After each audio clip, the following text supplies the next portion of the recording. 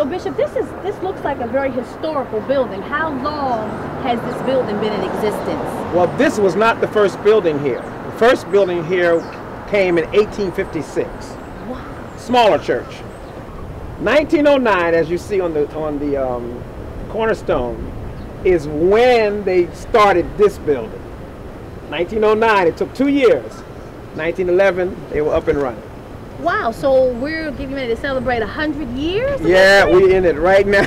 We're in it right now, yes. That's awesome. That is such a blessing. Yeah. So Bishop, I could not help but notice that the sign outside says Victory First Presbyterian Church.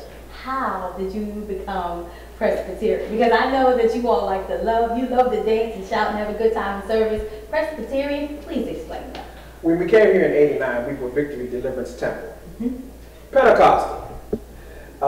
And we were liking what we did as Pentecostals, but we knew that there was more mission that needed to be done for kingdom building. I love that. The pastor here at the time for First Presbyterian Church talked to us often. We became friends. We started doing some of those mission work situations with them. We went to Thousand Sticks, Kentucky. We went to Maine. We went down to Alabama. And we got involved. They welcomed us to be here and share the building. But when we saw what the Presbyterian Church was doing, we became involved. That is wonderful. 97, we officially became Presbyterian. That is wonderful. So you have 2 services? We have 2 services. The 10 o'clock service is Presbyterian style service with hymns and anthems and what have you.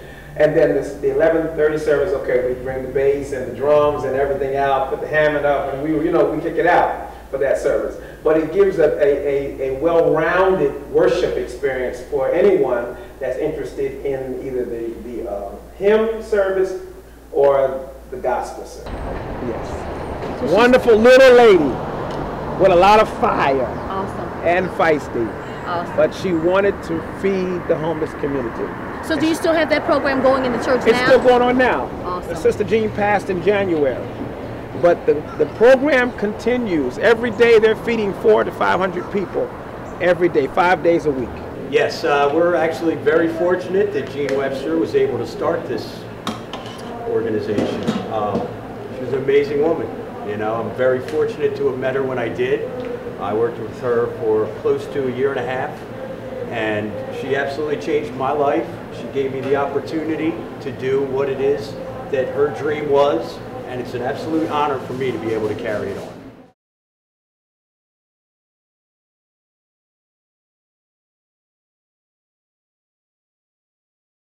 My acting debut began with Yes, God is Real, which was a musical play written by Reverend James Brown from this vicinity. And great man that was led by God to write this play. And he wanted to, much of what was going on in the writing is part of his life. So he told me he had me in mind for the part when he was writing.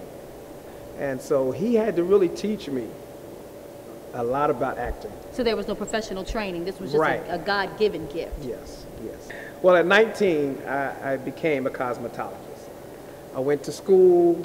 I learned the trade. I always liked doing it anyway. My mother also was a hairdresser. So she taught me a lot of things also, because back during that time, it was press and curl. Yes. And they were just getting into perms. My wife and I had separated. That was my first wife.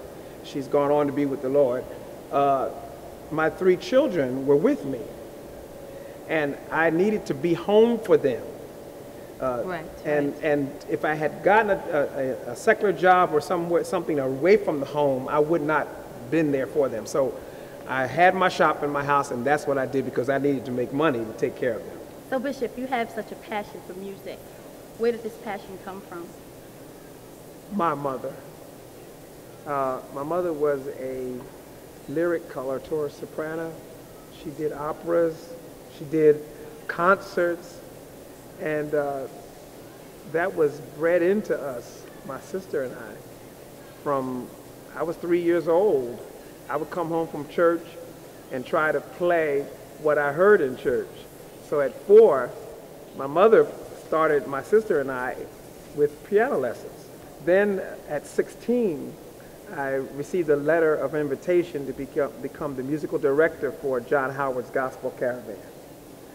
And so Very famous. here we are 44 years later, and I'm still in that position. Very, very famous group, very famous group. And so was it with the groups that you traveled overseas, or is this? Well, in my first European travel was with the Harlem Gospel Singers, Queen Esther Marrow and the Harlem Gospel Singers, and that was in '94 when I began that. From that point on, 3 years later, they billed me as the star for the Harlem Gospel Singers because we had 2 tours. And I continued with them until 2003. Then I became assistant musical director for the Very Best of Black Gospel tour. Okay. And usually the tours are in the wintertime from November to February or March. So you're still touring.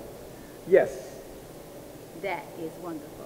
Would you do us a favor, Bishop, and just give us just a little bit, just grace us just a little bit with just a song? You have been known for some very famous songs that have just blessed us throughout the years, throughout the history, and just, you know, just a little bit of it. Would you do that for us?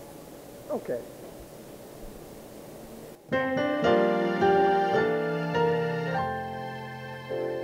I want to be holy. I want to be holy today. In my soul today. Set aside to do your will. Set aside to do your will. I want to be holy. I want to be holy, holy. Consecration, dedication,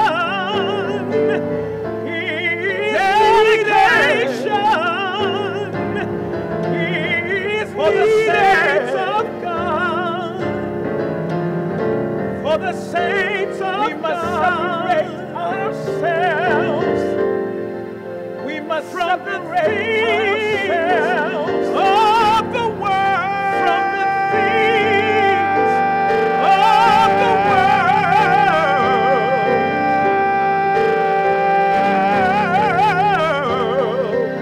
Sanctify yourself and present your body